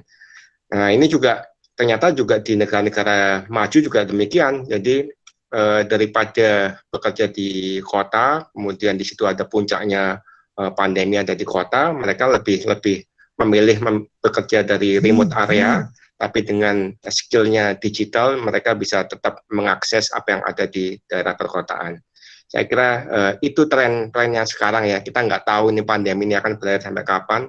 Puncaknya juga kita masih belum tahu kapan ini grafiknya akan turun ya. Tapi apapun yang terjadi kita harus siap. Salah satu yang harus kita siapkan ya ini 4.0 mau nggak mau sudah datang. Jadi digital skill itu menjadi salah satu kekuatan atau modal dibandingkan hanya mengandalkan pada hard skill ataupun soft skill. Makasih Mas Bima, Akmal. Siap Prof, terima kasih banyak Prof. Sama Mas Reza juga terima kasih banyak. Ya baik, terima kasih jawaban dari Prof. Devanto. Dari Saudara Akmal, apakah sudah cukup? Apakah masih ada pertanyaan lagi? Sudah cukup, moderator. Silakan lanjut ke pertanyaan yang lain. Terima kasih. Oke, baiklah. Karena udah menunjukkan pukul 8.52, jadi kita langsung saja ke pertanyaan terakhir dari Saudara Ainul. Dipersilakan untuk bertanya. Oke, terima kasih Mas Bima dan juga pemateri yang udah hadir, Prof. Devanto dan juga Mas Rizky. Di sini mungkin saya ingin bertanya tadi salah satu variabel disampaikan di dalam konteks Indonesia hari ini itu adalah soal ketahanan pangan. Belum kemudian berkaitan dengan ketenagakerjaan di bidang pertanian, kalau saya nggak salah memang sudah didominasi oleh petani-petani tua dan untuk regenerasinya saat ini masih sulit. Belum kita lihat penurunan jumlah lahan pertanian, meskipun mungkin Pak Jokowi sudah memiliki inisiatif yang sangat baik ya dalam pandemi ini, memiliki program perluasan lahan pertanian dan lain sebagainya. Tetapi memang pada intinya ada mungkin mulai dari proses pendidikan ada perubahan dan proses orientasi ekonomi kita ya, perubahan dari modernisasi atau industrialisasi. Nah kemudian membuat seharusnya potensi-potensi yang ada di Indonesia secara sosiogeografis sejak dulu itu jadi kurang optimal. Nah, bagaimana kita memandang posisi ini kira-kira dalam melihat produktivitas Indonesia ke depannya? Mungkin ditambah juga saat ini sangat banyak konflik-konflik agraria yang disebabkan oleh proses-proses industrialisasi. Itu mungkin dari saya, Saudara Bima. Oke, terima kasih pertanyaannya dari Saudara Aino. Tadi pertanyaannya mengenai bagaimana sih cara untuk mengatasi industrialisasi pada pertanian. Seperti yang kita tahu, Indonesia merupakan negara agraris, tapi di era industrialisasi itu masih banyak masalah seperti konflik agraria dan lain-lain. Mungkin kepada Mas Reza dipersilakan untuk menjawab terlebih dahulu.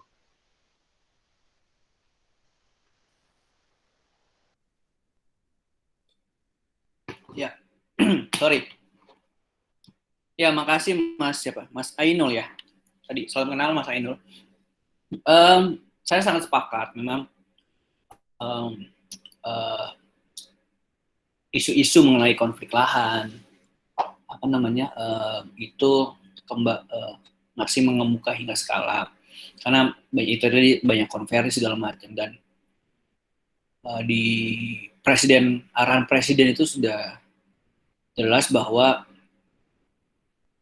lahan-lahan yang memang dia produktif untuk ditanam ya, tanaman pangan maupun tanam perkebunan hortikultura itu diperuntukkan untuk program food security itu tadi. Contoh, sekarang juga udah mulai berjalan itu kan, ada namanya perhutanan sosial, ya kan? Itu sudah mulai. Itu salah satu bentuk keberpihakan pemerintah. Memang dalam pelaksanaannya itu tentu masih banyak masih perlu ada pendampingan juga gitu dari kita gitu ya, dari civil society terkait hak-hak yang bisa diperoleh oleh para petani, hak tanah ulayat dan segala macamnya itu dan itu sudah dimulai gitu. Itu sudah dimulai untuk menekan angka ketimpangan lahan itu tadi agar semuanya tidak dikonversi menjadi tidak dikonversi menjadi konstruksi perumahan dan segala macamnya. Itu kan itu semuanya sekarang ketat ya maksudnya. Tapi memang di lapangan, di daerah itu masih banyak praktik-praktik seperti itu gitu. Nah itu yang memang sekali lagi institusinya itu yang harus di reform. Nah cuma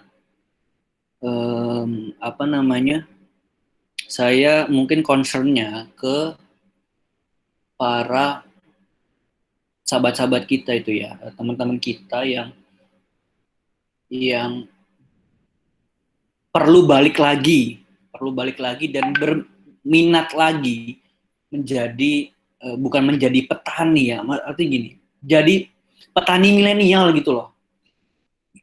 Jadi petani milenial itu gimana? Saya bukan mau mendiskreditkan satu institusi sekali lagi. Contoh, ada anak IPB nggak di sini? Ntar saya dimarahin lagi. Kita punya institut pertanian. Itu risetnya banyak banget gitu. Tapi apakah semua lulusan IPB itu mau kembali balik lagi ke menjadi petani? Dalam artian petani itu bukan petani yang harus tradisional banget dengan kayak kakek atau bapaknya gitu ya. Enggak, petani modern. Itu kan udah belajar. Nggak usah jauh-jauh IPB deh. Teknik pertanian, teknik teknologi pertanian di Brawijaya aja deh. Berapa orang yang masih mau balik lagi ke garap sawahnya itu, garap lahannya itu? Berapa banyak? Kalaupun ada, itu jatuhnya masuk di hilir, di proses packaging produknya, packaging produk hortikulturanya segala macam. Gitu. Tapi yang garap di hulunya itu masih orang-orang senior kita itu. Gitu. Nah ini gimana memang menumbuhkan kembali keberminatan itu di sektor pertanian. Karena gini, selama pandemi kita lihat aja sektor yang masih mampu growth itu di saat yang lainnya pada turun itu F&B loh, food and beverage, which is itu adalah produk akhir dari sektor pertanian, hortikultura, perikanan segala macam. Demandnya akan terus ada gitu, demandnya akan terus ada. Cuma minatnya memang itu tadi. Karena dikerjain sama, mohon maaf ini berdasarkan fakta data gitu ya, karena pekerja pertaniannya didominasi oleh low skill worker, angkatan SMP ke bawah, jadi value editnya tuh jadi nggak banyak gitu. Nah harapannya teman-teman mahasiswa itu bisa membantu di situ, balik lagi ke situ dan dijadikan lini penyerapan tenaga kerja yang prospektif lagi. Saya melihat fenomena ini dari sudut pandang kota karena saya jujur aja saya bukan berasal dari keluarga agraris gitu, tapi saya sangat sangat tertarik gitu dengan bidang agribisnis gitu. Tuh kalau mau buat bisnis agribisnis tuh untung banget. Dah, intinya gitu aja. Nah, saya pengen tuh. Cuma kagak ada yang ituin, ntar kambing mati semua sama aja, sama ya bohong gitu, malah jadi nggak jadi cuan malahan ya kan. Ya itu Mas Bima, Mas Akmal ya. Baik, terima kasih jawabannya dari Mas Reza. Mungkin dari Prof. Devanto, apakah ada tambahan lagi? Oke, ya saya secara umum sepakat dengan apa yang disampaikan oleh Mas Reza ya untuk pertanyaan dari Mas Ainul ya. Jadi menurut sejarah krisis atau resesi yang terjadi di Indonesia 97, kemudian 2008, pandemi ini, saya kira satu-satunya sektor yang tetap bisa tetap tumbuh secara normal ini adalah sektor pertanian ya. Jadi misalkan hari ini tadi saya membaca berita tentang Singapura yang turun growth-nya menjadi minus 40% ya. Saya kira itu tidak akan dijumpai pada kasus Indonesia karena mereka Singapura nggak punya pertanian. Kita masih punya buffer atau pengaman yaitu pertanian.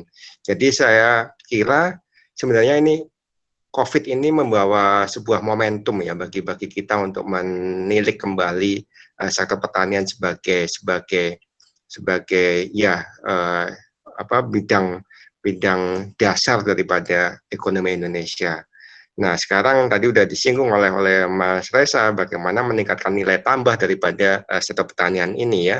Bagaimana bisa membuat pertanian lebih efisien, apakah mungkin dibantu marketingnya secara lebih digital, bagaimana bisa meningkatkan rantai pasok, bagaimana bisa membuat murah pengiriman jagung dari Merauke ke Jawa, dan lain sebagainya. Itu yang mungkin harus dipikirkan sehingga nilai tambah daripada pekerjaan di sektor pertanian itu menjadi meningkat.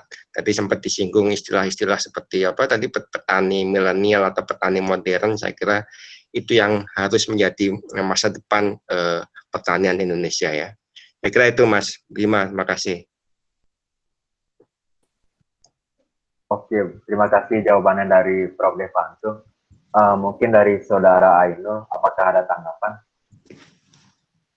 Ya, mungkin dikit saja ya. Mungkin ini juga bisa diperbaiki juga dari pola pendidikan kita karena seolah-olah mungkin industri itu yang lebih menarik gitu dari pertanian, sehingga ya wajar saja jika lulusan kita orientasinya ke industri seperti itu karena mungkin fokus kita, dan ini bagaimana caranya bisa balance atau minimal tadi seperti ini menjadi refleksi di momen pandemi ini bahwa sebenarnya kita memiliki kelebihan di sini dan harusnya kita bisa menjadi kalau bisa high income oleh produk pertanian ini. Mungkin itu dari saya. Terima kasih. Terima kasih. Ya, baiklah, terima kasih tanggapannya dari Mas Ainul. Tidak terasa kita semua telah sampai di penghujung acara. Mungkin kepada kedua pemateri dapat memberikan sedikit closing statement kepada peserta kali ini, mengingat tadi kita banyak menyinggung tentang tenaga kerja. Mungkin ada pesan-pesan kepada teman-teman mahasiswa di sini yang nantinya bakal menjadi tenaga kerja di masa depan, mungkin seperti itu. Kepada Prof. Devanto, mungkin yang pertama dipersilakan.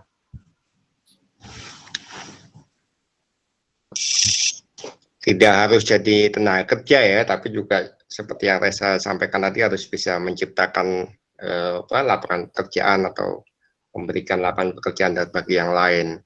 Ya, jadi saya kira momen pandemi ini menjadi refleksi bagi kita ya bahwa ternyata jalan yang harus kita lalui sebagai tadi kalau kita kaitkan dengan judul sebagai negara yang middle income ini masih panjang. Jadi bisa saja level yang baru kita dapat pada hari ini akan hilang seketika karena adanya pandemi, sehingga kita turun kembali tanpa ya, jadi kita harus istilahnya support ya semua yang kita lakukan agar kita dapat terjaga pada level kita yang sebagai negara middle income, tapi yang level atas ya. Saya kira itu, nggak tahu kapan pandemi ini akan berakhir, juga kapan ini puncaknya akan turun. Tapi kita, saya kira sebagai mahasiswa, sebagai dosen juga, yang kita lakukan pada saat ini ya kita lakukan yang terbaik ya. Karena pemenang daripada pandemi ini adalah yang bisa adaptasi dari segala situasi. Jadi saya kira itu kunci daripada kita bisa memenangkan dari pertempuran terhadap pandemi ini. Oke, Mas Bima, terima kasih atas kesempatannya ya. Baik, terima kasih kepada Prof. Devanto. Mungkin dari Mas Reza dapat memberikan closing statement-nya juga. Ya, sama saya dengan Pak Dev itu tadi, jangan semuanya mau jadi tenaga kerja. Nanti kalau semuanya jadi tenaga kerja, siapa yang mau ngasih kerja? Minta dari minta dari investasi asing. Nanti ribut lagi, investasi asing datengin TKA karena itu barangnya mereka yang punya. Ntar ribut lagi. Harus ada pemberi kerja, pemberi perluasan kesempatan kerja yang baru, dari Fakultas Ekonomi dan Bisnis Brawijaya itu ya, yang bisa membantu penyerapan tenaga kerja gitu ya, terutama tadi mengatasi fenomena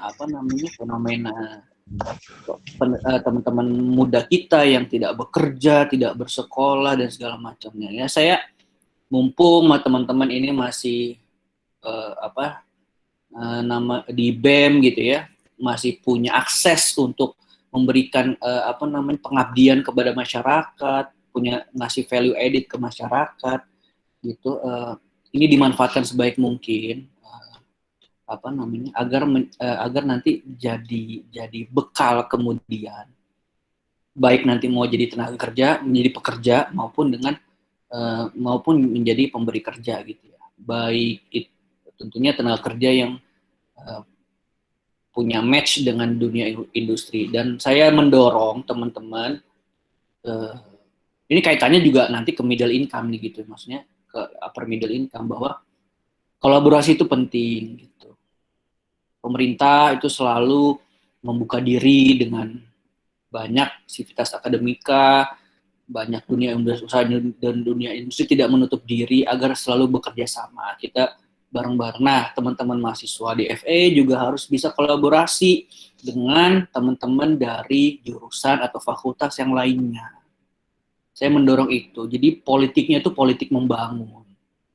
Gitu. Udahlah, pandemi gini siapa yang mau ngurusin masalah, siapa yang mau jadi ini sih, siapa yang mau jadi ketua BEM universitas gitulah, aduh.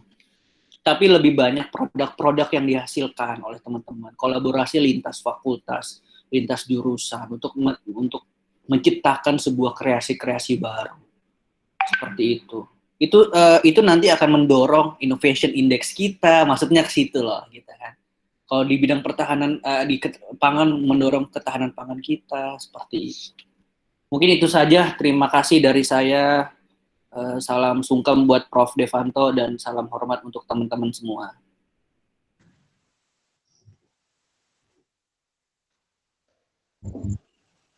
Baik, terima kasih kembali saya ucapkan kepada kedua pemateri, yaitu Bapak Prof. Devanto beserta Mas Reza, serta kawan-kawan yang berkenan hadir di tengah kesibukan pada malam hari ini. Dapat saya simpulkan bahwa dengan naiknya Indonesia di level upper middle income ini, bukan berarti masalah kita ini telah selesai, tetapi masih ada lagi PR besar, yaitu bagaimana cara kita untuk bisa menaikkan growth Indonesia. Karena apabila itu tidak bisa dijaga, Indonesia dapat terjebak pada middle income trap. Mengutip dari kata-kata Prof. Devanto, meskipun Indonesia telah naik kelas, tetapi harus tetap dipertahankan, bahkan dinaikkan, supaya Indonesia tidak hanya numpang lewat saja.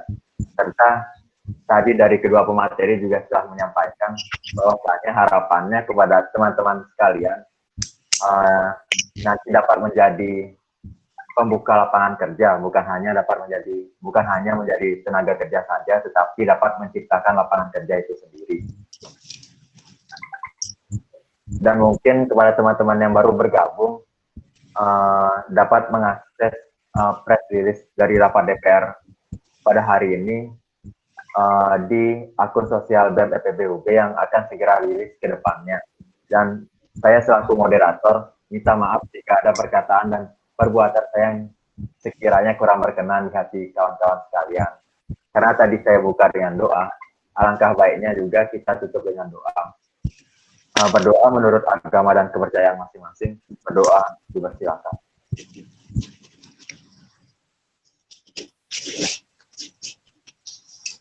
Berdoa selesai. Sekian dari saya. Kembali terima kasih kepada Prof. Devanto dan Mas Dedi yang telah hadir pada malam hari ini. Sampai jumpa pada rapat DPR selanjutnya. See you next time. Oke, makasih ya. Ya, makasih Prof. Makasih Mas. Masih banyak, Prof.